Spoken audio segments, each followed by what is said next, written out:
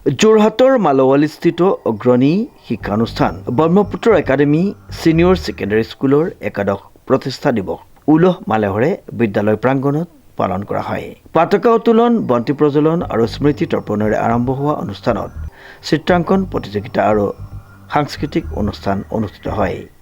যোৰহাটৰ কেইবাখনো বিদ্যালয়ৰ ছাত্ৰ-ছাত্ৰীয়ে অংশগ্ৰহণ কৰা চিত্ৰাংকন প্ৰতিযোগিতাত বিজয়ীসকলক পুৰস্কাৰ প্ৰদান কৰে বিদ্যালয় কৰ্তৃপক্ষই।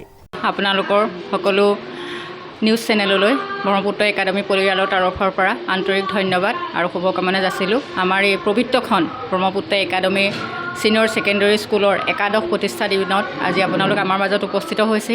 আমি যথেষ্ট সুখী হৈছোঁ। 2015 চনত এই প্ৰতিষ্ঠিত এই বিদ্যা মন্দিৰটি আজি 10 বছৰ সম্পূৰ্ণ কৰি একাদশ বছৰ ভৰি দিছেহি। পুৱা 9 বজাত আমাৰ বিদ্যালয়ৰ পতাকা উত্তোলনৰ জৰিয়তে আজি আমাৰ এই কাৰ্যসূচীৰ শুভাৰম্ভণি কৰা হয়। দ্বিতীয়তে আমাৰ যিসকল বিদগ্ধ পণ্ডিত আৰু বিশিষ্ট ব্যক্তিৰ অনুপ্ৰেৰণাত আমি বিদ্যালয়খনৰ বীজ অংকুৰিত হৈছিলে, তেখেতসকলৰ চৰণত পুষ্পাঞ্জলি অৰ্পণ কৰি আমাৰ অতি মৰমৰ শ্ৰদ্ধাৰ ভূপেন মামা আৰু জুবিনদাৰ প্ৰতিমূৰ্তিত পুষ্পাঞ্জলি অৰ্পণ কৰি আমি এই কাৰ্যসূচী আৰম্ভ কৰিছোঁ। এই দুটা কাৰ্যসূচী সম্পূৰ্ণ হোৱাৰ পাছতেই আমি বিদ্যালয়ৰ ছাত্ৰ ছাত্ৰীসকলৰ মাজত এখন চিত্ৰাংকন প্ৰতিযোগিতাৰ আয়োজন কৰিছিলোঁ 3টা শাখাত, আৰু সেই প্ৰতিযোগিতাখনো সুচাৰুৰূপে আমাৰ সম্পাদিত হৈ দিনৰ 12 বজাৰ লগে লগে আমাৰ বিশিষ্ট লেখিকা মামণি কটকী বাইদেউৰ নেতৃত্বত আজি মুকলি সভাখন অনুষ্ঠিত হয়। ইয়াত বিশিষ্ট অতিথি হিচাপে অংশগ্ৰহণ কৰে আমাৰ CKB কমাৰ্চ কলেজৰ অৱসৰপ্ৰাপ্ত অধ্যক্ষ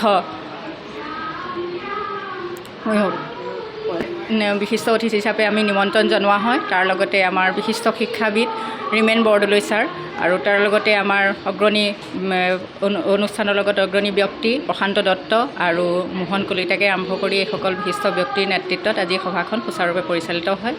আমাৰ বিদ্যালয়ৰ ছাত্ৰ ছাত্ৰীসকলৰ দ্বাৰা আয়োজিত সাংস্কৃতিক অনুষ্ঠান ইতিমধ্যে আমাৰ অনুষ্ঠিত চলি আছে, আৰু বিদ্যালয়ৰ যিসকল ছাত্ৰ ছাত্ৰীয়ে সংগীত আৰু নৃত্যৰ ক্ষেত্ৰত আগবাঢ়ি গৈছে, বিশেষকৈ আমাৰ সংগীত আৰু নৃত্যৰ শিক্ষাটো আমাৰ বাধ্যতামূলক হৈছে বিদ্যালয়ৰ অন্য ৰেগুলাৰ পাঠ্যক্ৰমৰ লগতে, আৰু তাৰ প্ৰতি লক্ষ্য ৰাখি যথেষ্টখিনি ছাত্ৰ ছাত্ৰী এই ক্ষেত্ৰত উৎসাহিত হোৱাৰ লগতে তেওঁলোকৰ উদ্দেশ্য কৰি আমি এখন সাংস্কৃতিক কাৰ্যসূচীও চলি আছে। বৰ্তমান সেই কাৰ্যসূচীখন চলি আছে। ইয়াৰ পাছতে অনুষ্ঠিত মুকলি সভাত অৱসৰপ্ৰাপ্ত অধ্যাপক ডক্টৰ পৰেশ চন্দ্ৰ বৰা, ডক্টৰ ৰিমেন বৰদলৈ, লেখিকা মামণি কটকীৰ লগতে কেইবাগৰাকীও বিশিষ্ট ব্যক্তিয়ে অংশগ্ৰহণ কৰি বিদ্যালয়খনৰ উত্তৰোত্তৰ উন্নতি কামনা কৰে।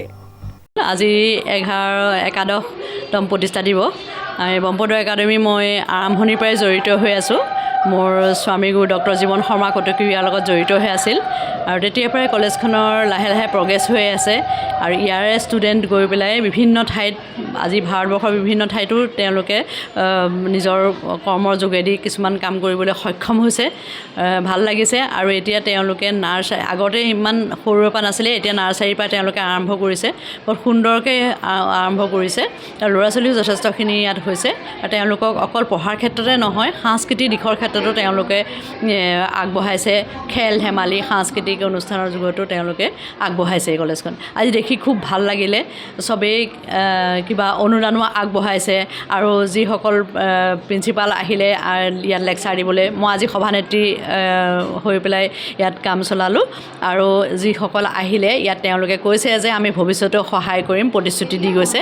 খুব ভাল লাগিলে সেইটো কাৰণে। আৰু আমি ব্ৰহ্মপুত্ৰ একাডেমী পৰিয়াল, আমি সদায় একে হৈ আছোঁ, আৰু মই ইয়াৰ উত্তৰ উন্নতি কামনা কৰিছোঁ, আৰু সদায় যাতে উন্নতি পথত অগ্ৰসৰ হয়। ধন্যবাদ। উল্লেখযোগ্য যে 2015 চনত প্ৰতিষ্ঠা লাভ কৰা ব্ৰহ্মপুত্ৰ একাডেমীয়ে শিক্ষাৰ ক্ষেত্ৰত উল্লেখযোগ্য অৱদান আগবঢ়াই ইতিমধ্যে সফলতাৰে 10টি বছৰ সম্পূৰ্ণ কৰিছে বুলি জানিবলৈ দিয়ে বিদ্যালয়খনৰ অধ্যক্ষা দীপাঞ্জলি শৰ্মাই। প্ৰশান্ত গায়নৰ ৰিপৰ্ট, নিউজ নাও।